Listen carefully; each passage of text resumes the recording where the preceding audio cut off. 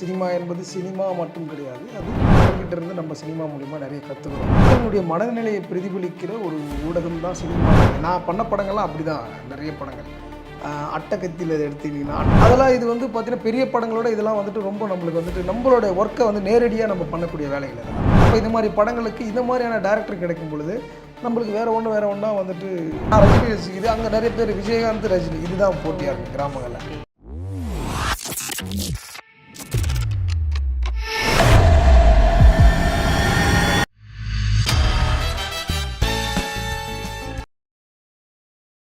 PPT cinema நேயர்களுக்கு வணக்கம்.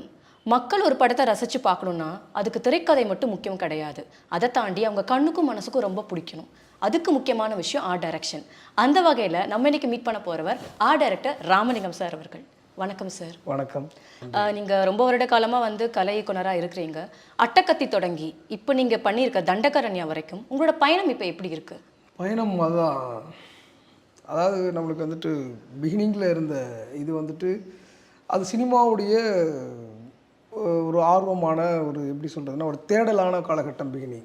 அதுக்கப்புறம் சினிமாக்குள்ளே வந்துட்டு அப்புறம் அந்த தேடல்கள் தாண்டி அந்த கலையின் மீது இருக்கிற அந்த அந்த காதல் தாண்டி அதுக்கப்புறம் சினிமாவுக்குள்ளே வந்ததுக்கப்புறம் சினிமாவினுடைய போக்கு, சினிமா எப்படிலாம் வந்துட்டு பயணிக்குது, சினிமாவுடைய பாதைகள் என்னவா இருக்குது, சினிமா இங்கே என்னென்னவா பண்ணப்பட்டிருக்கு, சினிமா வந்துட்டு எந்த மாதிரியான கதைக்களங்களுக்குள்ளே பயணிக்குது, இப்படிலாம் நம்ம அதுக்குள்ளே போகும்பொழுது அப்போ வேறு ஒன்றா நம்மளுக்கு வந்து சினிமா நிறைய கற்றுக் கொடுத்துட்டே இருக்கு. சினிமா என்பது சினிமா மட்டும் கிடையாது, அது மக்களுடைய மனநிலையை பிரதிபலிக்கிற ஒரு ஊடகம் தான் சினிமான்றதை அதுக்குள்ளே ட்ராவல் ஆகும்போது நம்ம அதை அப்படி தான் நான் அதை பார்க்குறேன். நிறைய வந்துட்டு சினிமா கற்றுக் கொடுக்குது, நம்மளுக்கு நிறைய அது கற்றுக் கொடுக்குதுன்னா மக்கள் எப்படி அதை ரியாக்ஷன் பண்ணுறாங்களோ அதுதான் சினிமாவா. அப்போது மக்கள்கிட்ட இருந்து நம்ம சினிமா மூலிமா நிறைய கற்றுக்குறோம், அப்படி தான் நான் அதை பார்க்குறேன். நீங்கள் ஒவ்வொரு படத்துக்கும் வேரியேஷன் காமிக்கணும், கரெக்டுங்களா? அதோட கலைக்களத்துக்கு ஏற்ற மாதிரி அதுக்கு நீங்கள் எப்படிலாம் ஒர்க் பண்ணுறீங்க, எங்கேயாவது ரெஃபரன்ஸ் எடுக்கிறீங்க? நீங்கள் தியேட்டருக்கு போய் மக்கள் என்ன ரியாக்ஷன் கொடுக்குறாங்களோ அதை ஒரு எக்ஸாம்பிளாக எடுத்துகிட்டுலாம் நீங்கள் க்ரியேட்டிவிட்டி பண்ணுறது உண்டா? அப்படி ஆர்ட் டைரக்ஷனில் யாரும் வந்துட்டு தியேட்டரில் ரியாக்ட் பண்ண மாட்டாங்க. ஆர்ட் டைரக்ஷன் பொறுத்தளவுக்கு தியேட்டர் ரியாக்ஷன் என்பது ஒரு அந்த கதையினுடைய மூடு, கதைக்களம், ஒரு பாடல், இது மாதிரியான விஷயங்களுக்கு வந்து தியேட்டர் ரியாக்ஷன் இருக்கும். ஆர்ட் டைரக்ஷனுக்கும் மற்றபடி டெக்னிக்கலான விஷயங்களுக்கு வந்துட்டு தியேட்டரில் வந்துட்டு பெருசாக ரியாக்ஷன் இருக்காது. ரியாக்ஷன் மீன்ஸ்னால் அவங்க நினைப்பாங்க ஓ அப்படின்னு, ஆனால் அந்த இடத்துல பிரமிச்சு பார்ப்பாங்க, ரசிச்சு பார்ப்பாங்க. அதை வந்துட்டு தியேட்டரில் நம்ம பார்க்க முடியாது. வெளியில் வந்துட்டு இப்போ உங்களை மாதிரி இன்டர்வியூ எடுக்கிறவங்களோ ஒரு ரசிகர்களை வந்துட்டு சமூக ஊடகங்களில் எழுதும் பொழுதோ ஒரு விமர்சகர்கள் வந்துட்டு விமர்சனம் பண்ணும் பொழுது இவங்க வந்து கலை இயக்கத்தை சரியாக பண்ணியிருக்காங்க, இப்படி பண்ணி அப்போ அவங்க வந்து நம்மளை அங்கே தான் நம்மளுக்கான விஷயம் தெரியும். நம்ம என்ன பண்ணியிருக்கிறன்றது விமர்சனங்கள் தான் வந்து நம்ம ஒரு டெக்னீஷியனை பொறுத்தளவுக்கு விமர்சனங்களை தான் வந்துட்டு விமர்சனங்கள் மூலிமா தான் நம்ம என்ன பண்ணியிருக்கிறன்றதை நம்ம நல்லா பண்ணியிருக்கிறோமா நல்லா பண்ணலைன்றதை டெக்னீஷியனாக நம்ம தெரிஞ்சுக்க முடியும். அது ஒன்று.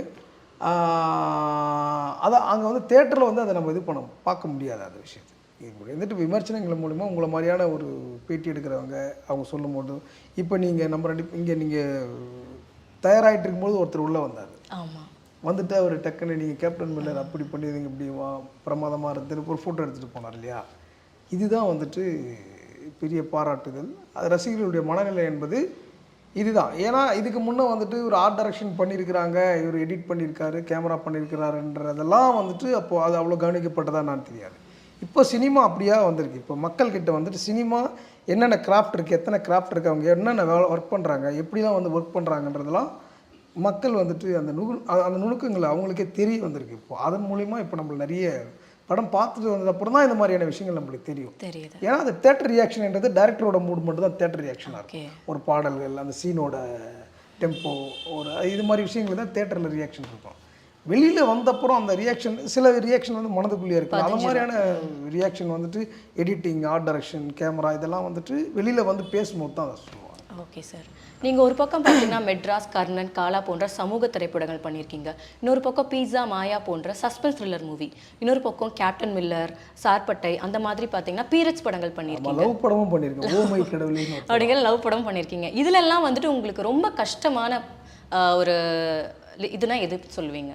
இதில் கஷ்டம்னு நம்ம எதுவுமே சொல்ல முடியாது. ஆக்சுவலாக நான் நிறைய இடத்துல சொல்லிக்கிறேன், ஆனால் கஷ்டம்தான். அதை வந்து நம்ம கஷ்டமாக நம்ம பார்க்கக்கூடாது. அதாவது ஒரு வேறுபட்ட களங்கள் அமையும் பொழுது அது வந்து நம்மளுக்கு பயங்கரமான ஒரு சவாலாக இருக்கும். சவால்னு நினச்சிக்கலாம், சேலஞ்சஸ் சவால்னு எடுத்துக்கலாம்.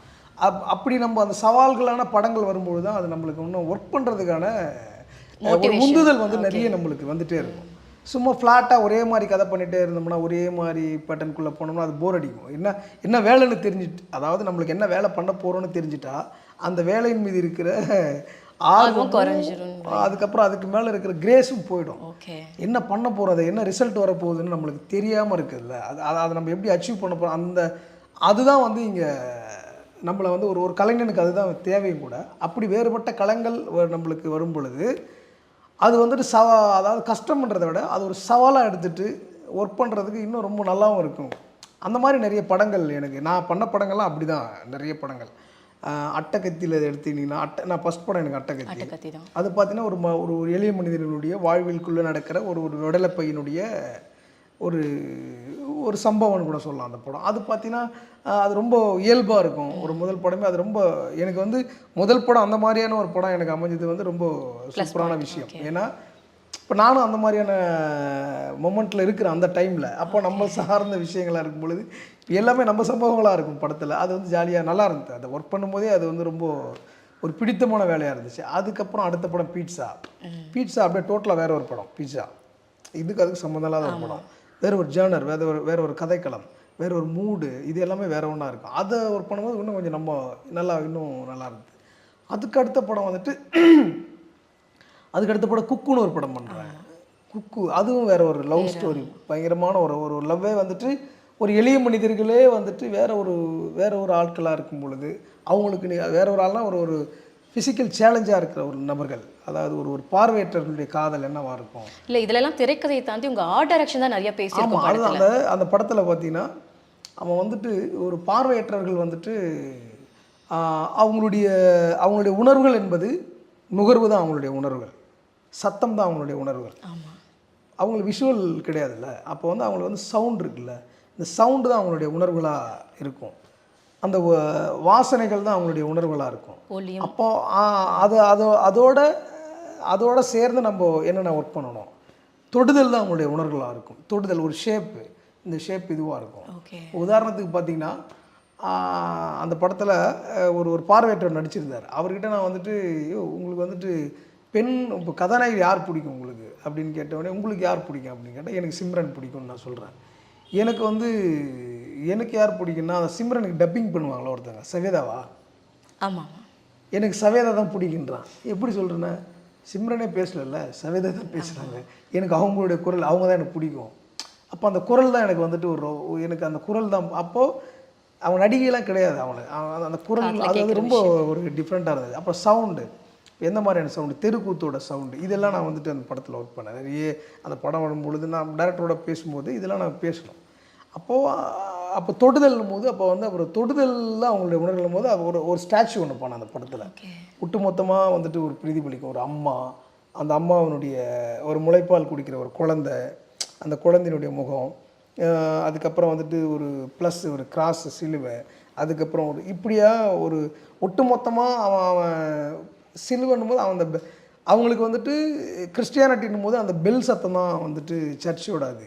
அப்போ அதுக்கான அப்புறம் கிராஸ் தான் அவனுடைய தொடுதல், அந்த கிராஸோட ஷேப்பு தான். அப்போ அதெல்லாம் நம்ம வந்து ஒரு ஒட்டுமொத்தமாக கொலாஜாக ஒரு சிற்பம் ஒன்று பண்ணேன், அதை வச்சுருப்போம் படத்தில். அப்படியே இது மாதிரி இப்போ டைரக்டர் சொல்கிறாரு, நான் எனக்கு வர ஐடியாவை நான் சொல்கிறேன்.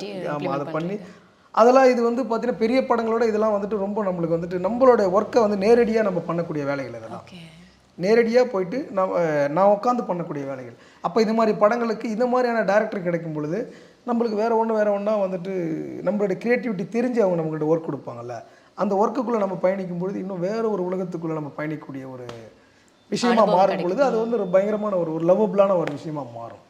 அப்படி வேறு ஜேர்னலில் தான் நான் படம் பண்ணியிருக்கேன். வேறு இதுக்குள்ளே நான் பயணிக்கும் போது அது சவால் கிடையாது, சவால் தான். அது ஒரு கஷ்டமான விஷயம் கிடையாது. ரசித்து அதை பண்ணுற விஷயம் தான். எப்படி சார் உங்களுக்கு இந்த திறமை, எப்படி உங்களுக்கு ஒரு ஆர்ட் டைரக்டர் இருக்காருன்னு எப்படி கண்டுபிடிச்சிங்க? எனக்குள்ள ஆர்ட் டைரக்டர் இருக்கிறான்னு நான் இன்னி வரையிலும் கண்டுபிடிக்கல. அது கண்டுபிடிக்கிற விஷயமும் கூட கிடையாது. நான் வந்து இப்போ ஆர்ட் டைரக்டராக உங்கள் பார்வையில் நான் ஆர்ட் டைரக்டராக இருக்கேன், அவ்வளோதான். நான் இன்னி வரையிலும் நான் ஒரு ஆர்ட் டைரக்டர்னு நான் உணர்ந்ததே கிடையாது. நான் ஒரு கலை இயக்குனர் அப்படின்ற ஒரு பாயிண்ட்டே எனக்கு வந்து மனசுல இருக்கு. வந்ததே கிடையாது. நான் ஒரு கலைஞன், ஒரு ஆர்டிஸ்ட், அவ்வளோதான். நான் வந்து ஒரு ஆர்ட் டைரக்டராக மட்டும் ரோல் பண்ணலை. இந்த சமூகத்துக்கு தேவையான என்ன வேணாலும் நான் பண்ணுறதுக்கு ரெடி. கலையின் மூலிமா தெருக்கூத்து பண்ணிட்டு இருக்கேன். சரி. தெருக்கூத்து நான் களத்தில் இறங்கி நான் வந்து ஒர்க் பண்ணுறேன். தெருக்கூத்து நான் வந்துட்டு ஒரு பர்ஃபார்மராக இருக்கிறேன், ஓகே. ஒரு ஆர்டிஸ்டாக இருக்கிறேன், ஒரு ஸ்கல்ப்டராக இருக்கிறேன், ஒரு பெயிண்டராக இருக்கிறேன், அதை தாண்டி ஒரு பறை இசை கலைஞனாக இருக்கிறேன். இது எல்லாமே வந்து எனக்கு இதுக்குள்ளே ஒரு கலை சார்ந்த எல்லா விஷயத்துக்குள்ளும் நான் போய்டுவேன். நான் ஹேர் கட் பண்ணுவேன், அது ஒரு கலையாக தான் நான் பார்க்குறேன். ஒரு முடி வெட்டுவேன், நான் அதை ஒரு கலையாக பார்க்குறேன். இப்போ நான் ஒட்டுமொத்தமாக ஒரு ஆர்ட் டைரக்டர்னு இப்போ சினிமாவுக்கு வரும்பொழுது நான் அந்த படத்துக்கு போகும்போது ஒரு ஆர்ட் டைரக்டராக ஃபீல் பண்ணுவேன். ஆனால் அதுலேருந்து வெளியே வந்துட்டேன்னா நான் ஆர்ட் டைரக்டர்ன்ற அந்த பாயிண்ட் நான் இதுக்காக இன்டர்வியூக்காக சொல்லலை. நான் அந்த மாதிரி யோசனை பண்ணதே கிடையாது, எனக்குள்ளே அது வந்ததே கிடையாது. நான் இந்த படம் பண்ணியிருக்கேன், இவ்வளோ பெரிய படம் பண்ணியிருக்கேன், அதெல்லாம் எனக்கு வரவே வராது. ஆனால் பேசிக்கலி ஒரு ஆர்டிஸ்ட் மனநிலையில் இருப்பேன், அவ்வளோதான். நான் எனக்குள்ளே ஒரு ஆர்ட் டைரக்டர் இருக்கிறான்னு தெரியாது, ஆனால் ஒரு ஆர்டிஸ்ட் இருக்கிறான்றதை நான் உணர்றேன்.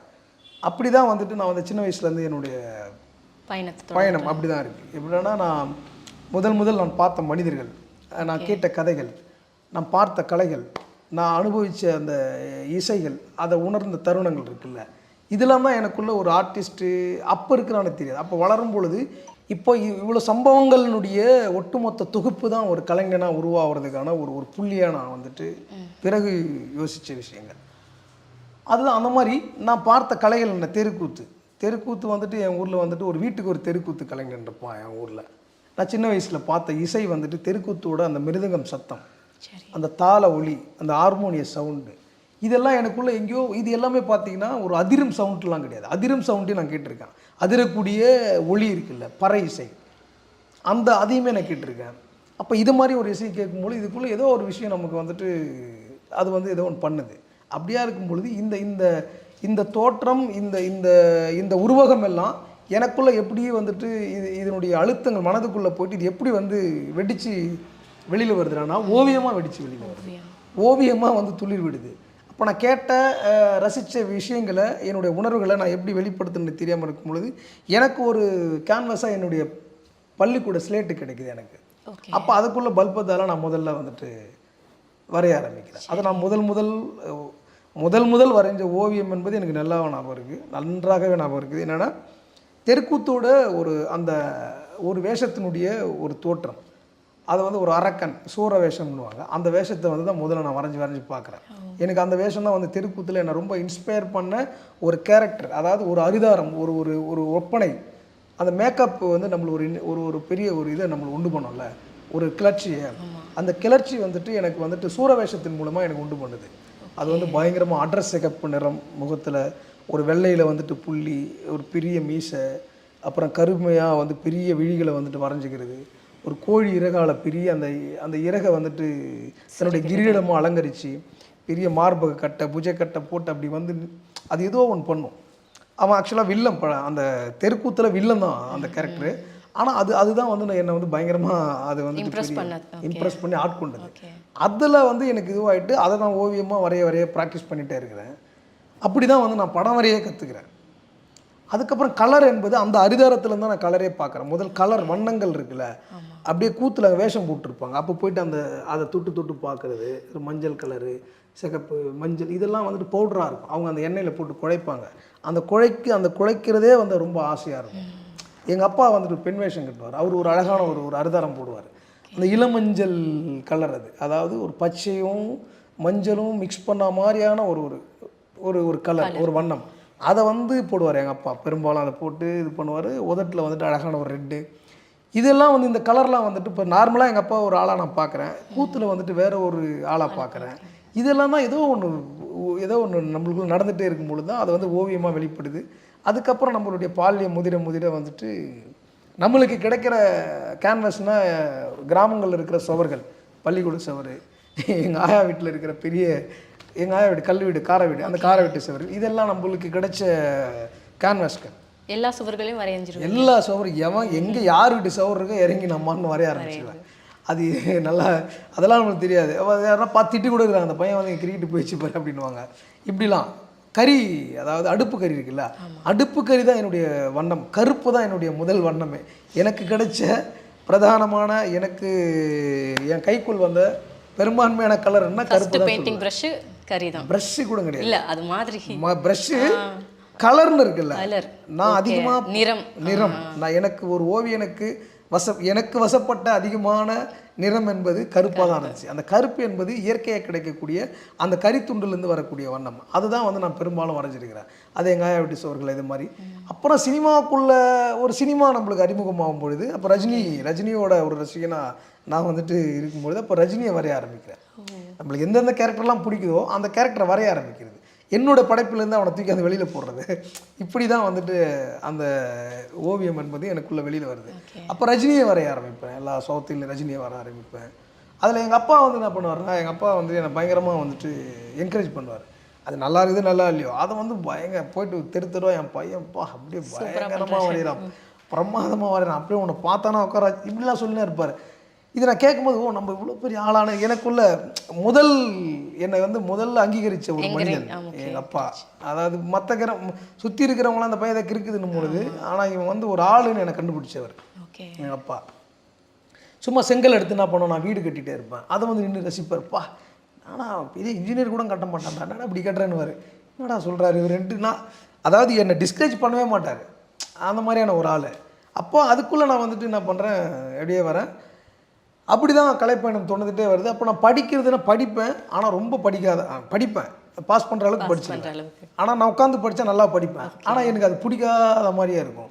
அப்போ அந்த பாடப்புத்தகங்களில் இருக்கிற பாடம் முடிஞ்சு ஒரு லெசன் இருக்குன்னு வச்சுங்களேன், அந்த லெசன் முடிஞ்சு ஒரு பேஜ் ஒயிட்டாக இருக்கும் வரைவீங்க பார்த்தீங்கன்னா அந்த லெசன் ஃபுல்ஃபில் ஆகாது. அப்படி வந்து மேலே ஒரு 4 எழுத்தோட முடிஞ்சு ஒரு பேஜ் இருக்குல்ல, அது எங்கெங்கெல்லாம் அந்த பிளாங்க் பேஜ் இருந்துச்சுன்னு பார்ப்பேன். வெள்ளை பேப்பர் கிடைக்காது எனக்கு. அப்போ பேப்பர் என்பதே நோட்லாம் இருக்காது, புத்தகம் ஸ்லேட் இப்படி மாதிரி.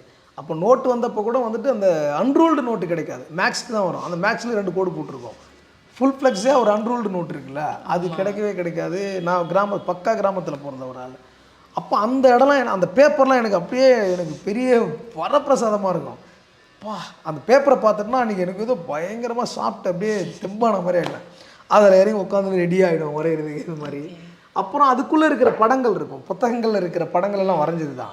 அந்த படங்களுக்குள்ளே நான் அதுக்கு மீசை வச்சு பார்க்குறது இப்படிலாம் நடக்கும். இது மாதிரி நம்ம அதாவது எப்படிலாம் நம்மளுக்கு வந்துட்டு எதெல்லாம் கிடைக்குதோ அதெல்லாம் கலைப்படைப்பாக மாற்றுறதுக்கான வேலையிலேயே நான் இருந்துகிட்டு இருந்தேன். ஒரு பக்கம் படிப்பேன் நார்மலாக. அப்படியே நல்லா நான் 5th வரல எங்கள் ஊரில் படித்தேன். எங்கள் பேராவூர் வில்லேஜ் என்னுடைய கிராமம். 5th வரல அங்கே படிக்கிறேன். அப்புறம் 6th to 8th நல்லாவூர்ன்ற பக்கத்தூரில் நல்லாவூர் கிராமம், அந்த கிராமத்தில் வந்துட்டு போயிட்டு படிக்கிறேன்.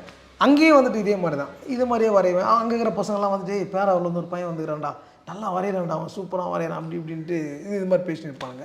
அப்போது வந்துட்டு விஜயகாந்த் இருக்கார்ல, நம்ம அவருக்கு வந்து இந்த இடத்த பெரிய நன்றி சொல்லணும். அவரு எனக்கு வந்துட்டு நான் ரஜினி ரசிக்கிறது, அங்கே நிறைய பேர் விஜயகாந்த் ரஜினி இதுதான் போட்டியாக இருக்குது கிராமங்களில். அங்கே பசங்க வந்துட்டு ஒரு விஜயகாந்த் வரைவான் ஒருத்தவன், அவனா நான் ரஜினி இப்படிலாம் போயிட்டுருக்கோம். இது மாதிரி போயிட்டு அப்படியே வரைஞ்சது. இப்போ 8th முடிச்சுட்டு 9th 10th கொந்தமூருன்ற ஒரு ஊருக்கு போயிட்டு படிக்கிறேன். அங்கே அதே மாதிரி வரைகிறான், அங்கே அதே மாதிரி விஜயகாந்த் இதே மாதிரி தான் போட்டி. என் ஃப்ரெண்டு ஒருத்தன் மூர்த்தின்னு கொந்தமூரில் என் கூட படித்தான், அவன் விஜயகாந்த் ரசிக்கிறேன். நான் ரஜினி எப்போ போகிறான் அதை நான் ஆனால் வந்து என்ன பண்ணுவேன்னா நான் வரைகிறத அவன் என்கரேஜ் பண்ணுவான். அவன் வந்து நீ எனக்கு வரைஞ்சி கொடு, என் தம்பி ஒருத்தங்க நான் ரஜினி ரசிகன் அவனை கொடுக்க போகிறேன்ட்டு நான் அதை ரஜினி வரைஞ்சி கொடுப்பேன். ஏன்னா ரஜினியோட ஆர்டிஸ்ட்டாகவே மாறிட்டேன். ரஜினி ஒன்று எனக்கு வரைஞ்சி கொடு, யாராரா ரஜினி ரசிக்கிறோ அவங்கள எனக்கு வரைஞ்சி கொடுக்குவாங்க. அந்த மாதிரி வரைஞ்சிக்கிட்டே இருப்பேன். இது மாதிரியே போயிட்டு இருக்கும் பொழுது இப்போ 9th 10th முடிக்கிறேன். 10th முடித்தோடனே 10thலேருந்து நான் கொஞ்சம் ரொம்ப தீவிரமாக வரைய ஆரம்பிக்கிறேன். 11th 12th திண்டிவனம் போய் படிக்கிறேன். சரி, வால்டர்ஸ் கடை ஹையர் செகண்டரி ஸ்கூல்ன்ட்டு ஒரு ஸ்கூல், காஞ்சி சங்கராச்சாரியர் படித்த ஸ்கூல். அது ஆக்சுவலாக கிட்டத்தட்ட இப்போ பார்த்தீங்கன்னா ஒரு 200 வருஷத்தை எட்ட போகுதுன்னு நினைக்கிறேன் அந்த ஸ்கூலு. அங்கே படிக்கிறேன். அங்கே படித்தப்போ அங்கேயும் இந்த மாதிரி போயிட்டு போர்டில் என்ன பண்ணுவோம் வரைஞ்சிருவேன். அப்போ நம்ம கொஞ்சம் காதல் வயப்படக்கூடிய பருவ வயசு இல்லையா, அப்போ பெண்கள்லாம் சும்மா அப்படியே காலையில் போயிட்டு போர்டில் வந்து ஏதாவது வரைஞ்சி வச்சுறது, நம்ம லவ் பண்ணுற பொண்ணு பார்க்குன்றது இப்படி வரைஞ்சி வச்சுட்டு ஒரு மயில் இது மாதிரி ஏதாவது ஒரு பெண்கள் ஒரு இது மாதிரிலாம். இப்போ நம்ம பருவ வயதுக்கு ஏற்ற மாதிரி ஓவியம் வந்து அதுக்குள்ளே அடாப்ட் ஆகும். அந்த மாதிரி இப்போ வந்து ஒன்லி லவ் பண்ணுற பொண்ணுங்களை மட்டும் வரையுது, ரஜினியும் வரையுது. நம்ம அந்த பொண்ணை வந்துட்டு அதுக்கு தெரியாமல் நோட்டில் வரைஞ்சிக்கிட்டு அவங்கள குத்தனை போகிறது இப்படிலாம் இது மாதிரி நடக்கும். அப்போ அங்கே ஒரு பிடி அங்கே ஒரு டிராயிங் மாஸ்டர் இருந்தார். அப்புறம் அவர் வந்துட்டு சொல்லி நல்லா வரைகிறடா நீ, இது மாதிரி இருக்குது, இது மாதிரி டிராயிங் டீச்சர்னு ஒரு படிப்பு இருக்குது, அதுக்கு நீ படிக்கலாம் இது மாதிரி காலேஜ் ஆஃப் ஆர்ட்ஸ்னு ஒன்று இது மாதிரி சென்னையில் ஒன்று இருக்குது, அதுக்கு படிக்கலாம்னா அப்புறம் ஜேக்கப்னு சொல்லிட்டு என்னோடய கிளாஸ் அவரும் சொல்கிறாரு. சரி சரி ஓகே நீ நல்லா போய் நீ வரையறடா நீ அவர் முத இப்படி ஒரு ஓவியத்துக்கு ஒரு படிப்பு இருக்குது அப்படின்றத வந்து நான் அங்கே தெரிஞ்சுக்கிறேன்.